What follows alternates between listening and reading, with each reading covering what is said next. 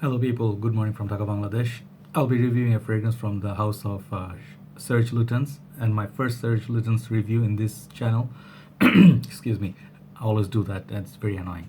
Anyway, this is a niche fragrance, and it's known to be a very sweetheart or darling of a fragrance in the YouTube reviewers community.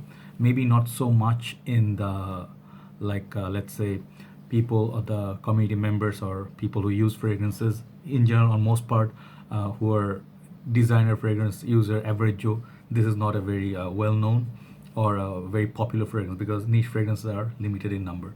So this is gonna be very popular, very well known Chergui.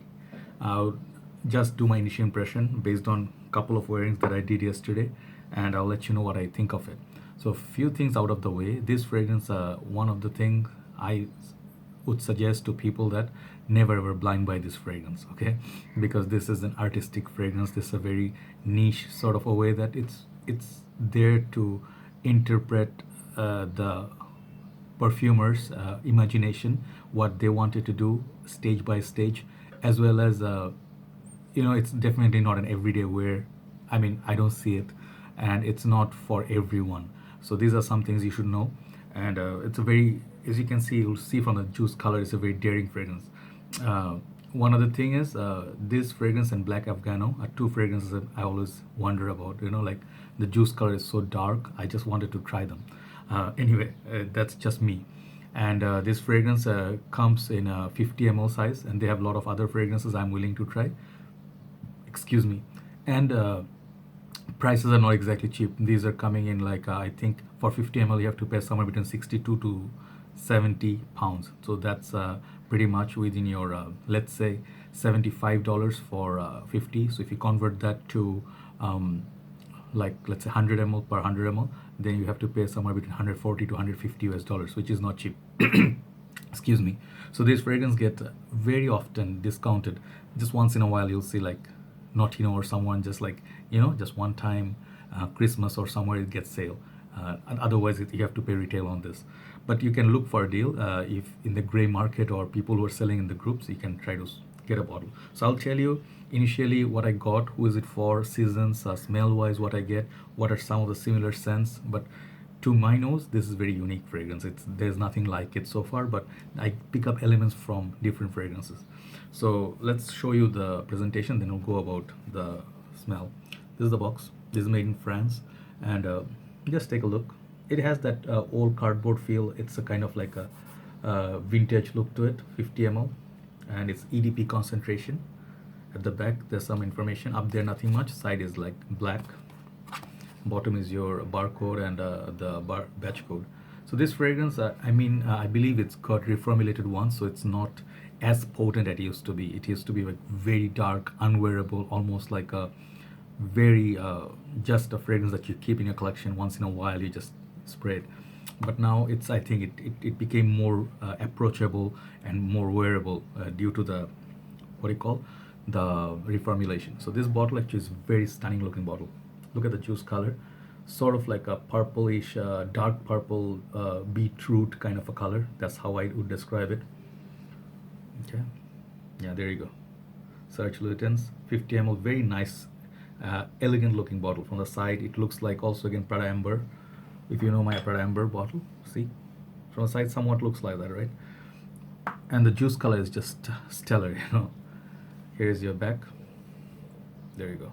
It's almost full. The bottle doesn't belong to me. I took it off from one of the brothers in the community who said it didn't work for him or his wife, and he said this smell reminds them of some hair oil product, which is not in a good way.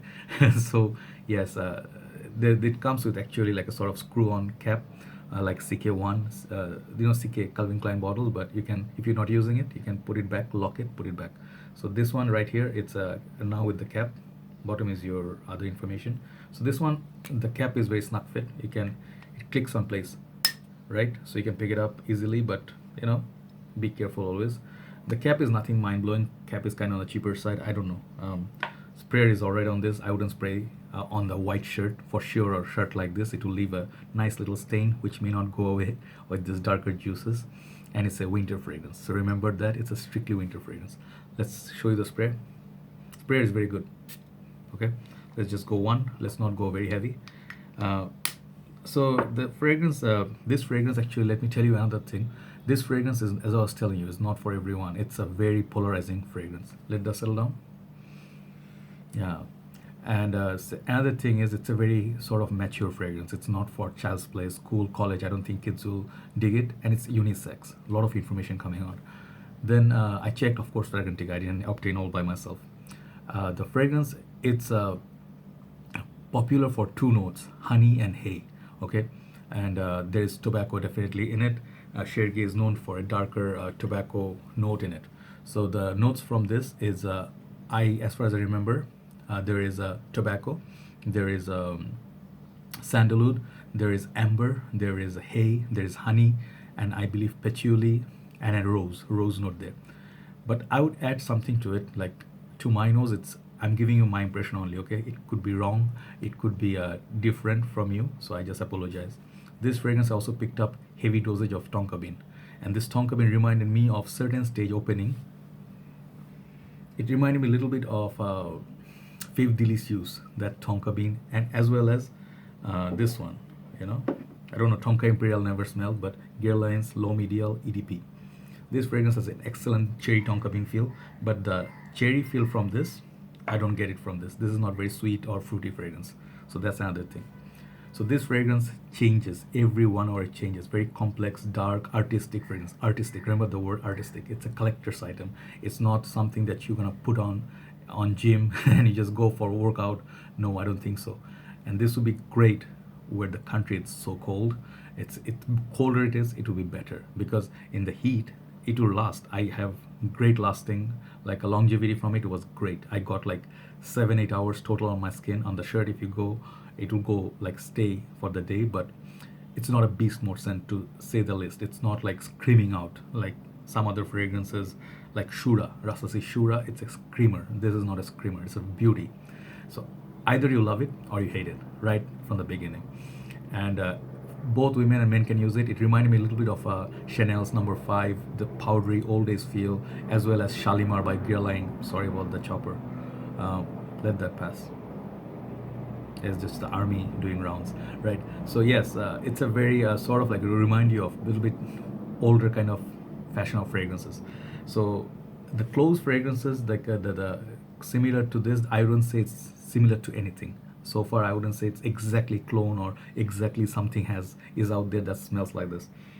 So the smell, it's sort of like not as scary as the juice color suggests. No, not so much, but it has a powdery aspect. First time you spray on my skin, the reformulated version, it smells on me like a little bit powdery, and it comes with that tonka beanish feel minus the tonka bean. The tonka bean is not that sweet. It's very creamy sort of tonka bean mixed with sandalwood, that kind of a feel, you know. So less sweetness, more tonka bean like, and maybe hint of citrus up top, like an orange peeking somewhere, like maybe bergamot or something. This hint of citrus. So this fragrance right away reminded me of Perfumes de Marly Herod. I did review on from a sample. Check out that review if you haven't. So this has that sort of tobacco feel, but that one is way sweeter, way more wearable every day. And it's not, that one is not as daring as this. Okay, then another fragrance that is close to that Herod I have is Zara Rich Warm and Addictive. This is heavy on coconut and way sweeter than this. So imagine the tobacco in this, but minus all the sweetness. So this is gonna remind you of a little bit of that if you have tried. The closest I would say that reminds me of, which has absolutely no relation to this other fragrance, it also reminds me of Eau Sauvage Parfum, alright? Parfum version, Eau de Parfum, Eau Sauvage Parfum. This has that beautiful dry down of like a little bit powdery, a little bit classy, and it has the amazing mix of citrus as myrrh and vetiver. So this one doesn't contain any of those notes, but yet I get sort of similar maturity from it. So this, as you know, it's not everybody's cup of tea. It's a very mature scent. So is this, right? Then I will tell you a little bit. It's not so much. I wouldn't say so much. And the dry down, that rose note reminds me a little bit of Tom Ford Noir Extreme. That rose note minus all the kulfi, again, no sweetness. Remember, the rose note is very sexy and sensual. Yeah, I picked up from this. And then the darkness. If you know the darkness of Angel Man, how mysterious it is, this one smells that kind of mysterious. But smell wise, nothing alike. But if you do enjoy Pure Heaven, which is a masterpiece to me, if you liked it, this is way louder, it's way different with Angel Man Backbone. But there's a tobacco note in this. If you enjoyed this, maybe you will like that. Last but not very least, people compared it or said rather this is a niche version of Versace's Dreamer. Are they similar? No, I wouldn't pick up anything, but this is a very polarizing fragrance. In that way, in that community, I would say this is also unique. This is unique, so is this. So you can actually see that what kind of fragrance is gonna be. Now you have some idea. I would suggest you wear this. How many sprays? You don't need to have to like worry that it's gonna be super cloying. But summers, do not wear it, because summer, first of all, is not going to develop as you want it to be, because in the cold weather, it's going to be like, you know, when you smell it, it's just the right opening. It's going to stay until the time that is supposed to be. Yes, so you're going to enjoy that opening. What's going to happen in summer, it's going to be too powdery right away. It's going to be like giving you headache, or it will be like too gross, mixes with a little bit of your sweat and body heat. Not going to work. And I see it's a nighttime fragrance, and it's not as loud or obnoxious, so that's the good thing. You can wear this for parties. I can see that it's occasion wise less versatility. Versatility is very poor in terms of what you call year round. You know, you cannot wear this year round. Summer's time, avoid it. You can wear this for work. I think you can, but maybe just one spray, okay, back of your neck. All right. But the smell, how much do I like it? Personally, for me, I love this fragrance. It's a because I've been developing in my nose a couple of years. I've been trying different things, and I've been experiencing a lot of fragrance that is skanky or really daring. It's not that daring, but it's an artistic fragrance. It's not for everyone. It's something that you want to keep in your collection. You want to try it every now and then when it's a little bit maybe rainy or cool day, and you just liked the note of tobacco. That honey is very evident in this. I definitely smell that honey. Heavy on honey. What else is very significant in this? There's a little bit touch of incensey feel somewhere, but it's not a super smoky or super loud or interlude man sort of incense.